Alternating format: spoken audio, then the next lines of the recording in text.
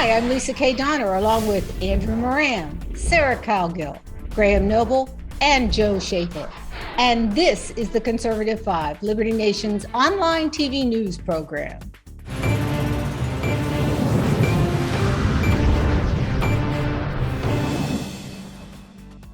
President Joe Biden delivered his first State of the Union address this week, attempting to assure Americans that the country is strong.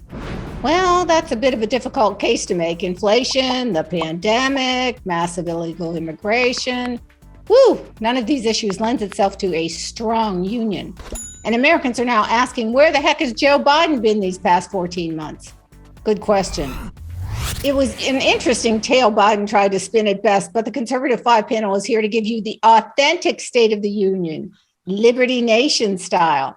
So how do you see the country just a little more than a year into Joe Biden's presidency? We're going to start with a real Joe Biden fan, Joe Schaefer. It's pretty much as I expected. This guy got in with no popular acclaim. The Democrats themselves, the grassroots Democrat voters, had to bite the bullet to support this guy. And here we are. He finally gives his first State of the Union address. Skip the other one. And two Democrats giving rebuttals. Congressional Black Caucus representative and Rashida Tlaib giving a progressive rebuttal. So he can't even unite his own party, much less the American people. He's always talking about how divided we are, and he continues to divide us. The divisive rhetoric coming out of the White House is seemingly never ending. It's interesting to be politically, what kind of clout does this guy have? He is in the White House. He is in the most powerful seat in the world. And can he really drive an agenda? His own party obviously doesn't think so. You have these Democrats, they're basically sitting in the back seat of the car whining, are we there yet? Are we there yet? Are we there yet? Because he was supposed to be the vehicle to fulfill all those wild hopes they had in that crazy 2020 Democratic presidential primary season. And he has not been an effective vehicle really for them at all. If anything, a liability. He's going to be an anchor around their necks at the midterm elections. The State of the Union for the Democratic Party with Joe Biden as its titular head, and he is not their head in any way, but he is in that role. The State of the Union for Democrats is looking pretty disastrous right now. Well, speaking of Joe's popularity, we got to move over to Sarah here, our very political gal. Sarah, Joe is in the toilet. He's and the water is swirling, so I don't see him coming around anytime soon to save himself. There's too many problems. He glossed over in the State of the Union. He glossed over the main problems by dismissing them as it's just a pesky little thing here and there, and we don't need to worry about it. Well, if you talk to the people in Arizona or New Mexico or Texas that live on the border in and around that border, they're expecting 2 million illegal immigrants to flood across that border. And that's just the people they catch, not the people they don't catch. Well, wait a minute. What did he say in the State of the Union? He's let so many people in. And what did he say? We have to protect and manage immigration. That's not what he's doing. I know. And the other thing that he just sort of, it's just let's give everybody citizenship and then they're not illegal anymore. And, he's more frustrating to listen to from a speechwriter point of view than Donald Trump at any given moment. It's just oh my gosh, are you seriously saying this out loud when everybody knows better? And everybody knows he's just opening the doors. He's pleasing the progressives and the open borders people. And then he's trying to still stay on the fence. And that man's got some splinters in his rear end at this point because, he's straddling that fence and it's not working out for him. He's just scooting along and it is not going to work out. I mean, everybody is pissed at him. Sorry. Everybody is angry at him. When your own party has two rebuttals, where's the voice of reason? Well, Sarah, there's no wall high enough to keep out a vaccine. Remember that? That's wisdom from Joe Biden. But Andrew, you can't go too far on the State of the Union without saying it's the economy, stupid. Oh, I was messaging Sarah throughout the State of Union address, and she knows what I was talking about. Oh my God, it was just so frustrating to watch from the economic point of view. All the things he's talking about, it makes your head spin. One of the first things he announced during the economic part of his speech, he was saying he was going to release 30 million barrels from strategic reserve. That's somehow going to curb oil prices. The U.S. consumes at least 17 million barrels a day. That's good enough for maybe 3 days worth of energy. The second is that he was so proud that he slashed the deficit in half. Of course, that's going to happen when you reopen the country and people are working again and spending. Of course, that's going to lead to tax revenue. Another thing that bothered me a lot too was when you're talking about pharmaceuticals and insulin.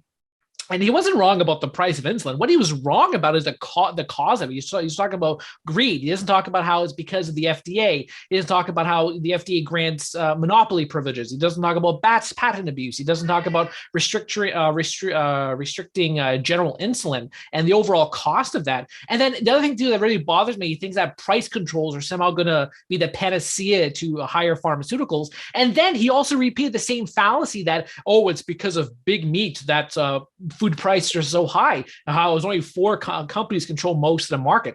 That's such nonsense, because if that were the case, look at it this way. If these meat companies could control the price, they would have either dramatically raised the price before the pandemic, making all this money, or they could have undercut their competitors and get even greater market share of the food market. So everything he said, I mean, you can do a whole C5 show about it. You can do a radio segment, podcast, everything. Everything he said about the economy was just mostly dead wrong.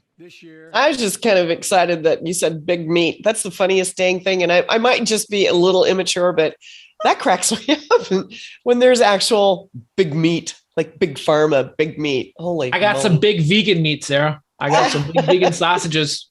Graham, hit us with what you think the State of the Union it really is at this point. Well, I think it's.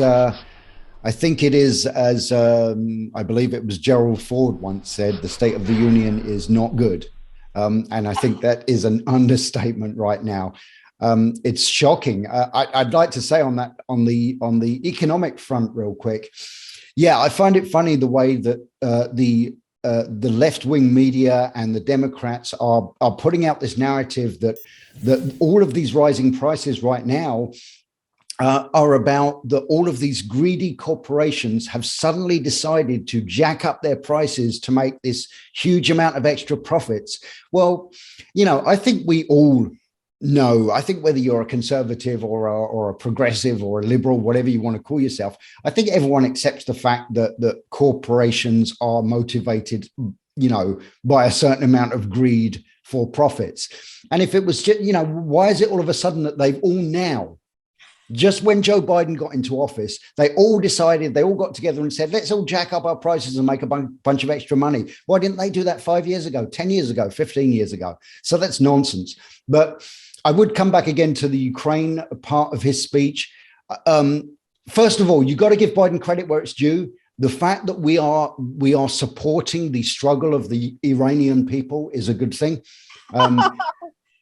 But other than that, this is nonsense. His remarks on Ukraine in the speech were particularly egregious because we're not really doing anything to deter Russia at all, to be honest. I mean, they talk about these crushing economic sanctions against Russia. I mean, some of them are effective, but we're still buying Russian oil. It's almost as if we're actually financing Putin's war. So, I thought anything he said about standing against Russia was, quite frankly, is nonsense. It was obvious that Biden was trying to change directions. And personally, if I hear the word unity one more time, I'm going to take hostages. But, he was trying to pivot from that long, dark winter to, come on, man, it's all good. But, I'm not sure that really resonated with the American public, which is paying more for gas, more for meat, more for bacon. That's still another meat, but you know what I mean. Paying about 10% inflation, apparently, according to Stuart Varney, starting next week. It's a bad situation, and I don't think you can make a silk purse into a sow's ear. I thought it was particularly cringeworthy when he said, we're going to be okay. And I'm not going to I'm not going to try to impersonate Biden. I'll leave that to Andrew. But I almost felt like he was going to whisper that in that creepy way he does, we're going to be okay. I'm not kidding. Seriously now. But seriously, thanks, panel.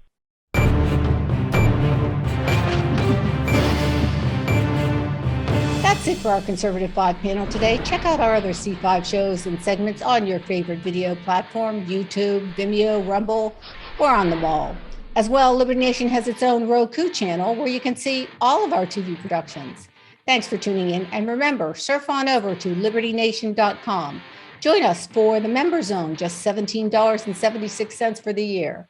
Thanks so much to our fantastic editor and post coordinator, Frank Diorio, our executive producer, Sarah Cowgill. I'm Lisa K. Donner, editor-in-chief. Thanks for joining us today. This has been a production of libertynation.com, where truth is making a comeback.